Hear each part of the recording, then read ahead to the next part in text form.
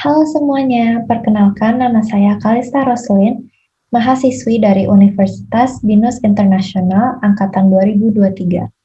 Dalam video kali ini, saya akan membawakan materi mengenai huruf miring dan huruf tebal, yang baik dan benar sesuai dengan Pedoman Umum Ejaan Bahasa Indonesia atau PUEBI. Di video tersebut, saya bekerja sama dengan Teach for Indonesia dan dibantu oleh dosen pembimbing saya, yaitu Bapak Petrus Lakonala. Tanpa berlama-lama lagi, langsung saja kita masuk ke dalam materi pembelajaran kita tentang huruf miring dan huruf tebal. Huruf miring. Huruf miring dipakai untuk menuliskan judul buku, nama majalah, atau nama surat kabar yang dikutip dalam tulisan, termasuk dalam daftar pustaka.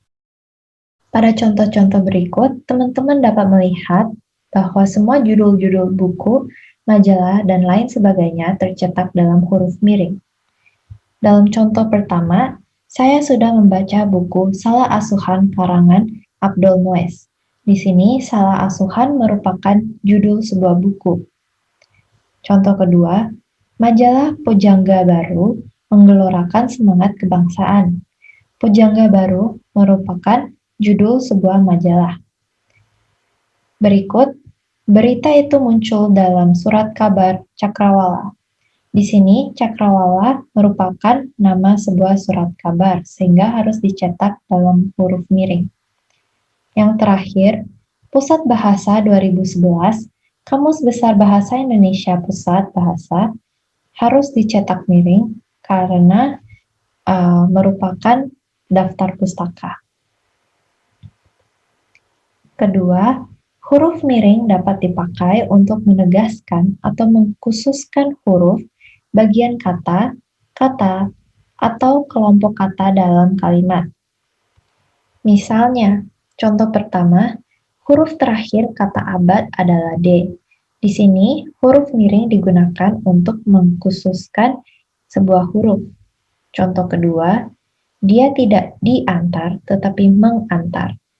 Di contoh ini, huruf miring digunakan untuk mengkhususkan bagian dari sebuah kata, yaitu prefiksnya, di sama meng. Contoh ketiga, dalam bab ini tidak dibahas pemakaian tanda baca. Di sini, huruf miring digunakan untuk mengkhususkan sebuah kata dan menegaskan kata tidak. Yang keempat, buatlah kalimat dengan menggunakan ungkapan lepas tangan. Di sini kita dapat melihat bahwa huruf miring digunakan untuk menegaskan atau mengkhususkan kelompok kata yaitu lepas tangan. Ketiga, huruf miring dapat dipakai untuk menuliskan kata atau ungkapan dalam bahasa daerah atau bahasa asing. Dalam contoh-contoh berikut, sangat jelas perbedaannya antara kata asing atau kata daerah dengan bahasa Indonesia yang sebenarnya. Contoh pertama, upacara pesijuk menarik perhatian wisatawan asing yang berkunjung ke Aceh. Dalam contoh tersebut, kata pesijuk dicetak dengan huruf miring karena merupakan kata dari daerah Aceh. Kedua, nama ilmiah buah manggis ialah Garcinia mangostana. Nama ilmiah biasanya ditulis dalam bahasa Latin, sehingga harus dicetak miring.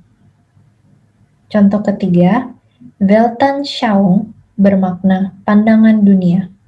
Weltanschauung di contoh tersebut merupakan kata Jerman, sehingga dicetak dalam huruf miring untuk menegaskan kata dari bahasa asing.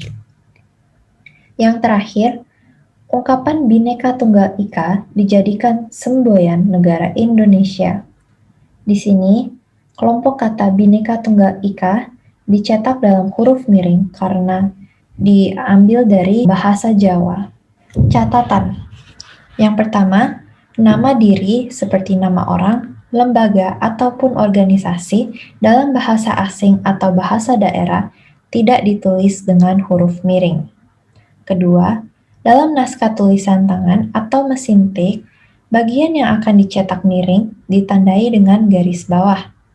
Ketiga, kalimat atau teks berbahasa asing atau berbahasa daerah yang dikutip secara langsung dalam teks berbahasa Indonesia ditulis dengan huruf miring. Bagian kedua dari materi kami kali ini adalah huruf tebal. Huruf tebal dapat dipakai untuk menegaskan bagian-bagian karangan seperti judul buku, bab, atau subbab.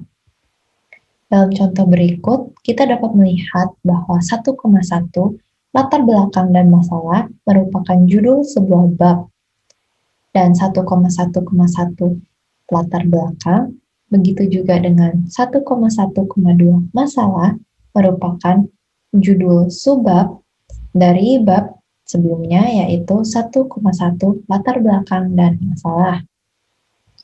Di sini kami juga dapat melihat bahwa 1,2 tujuan juga dicetak dengan huruf tebal.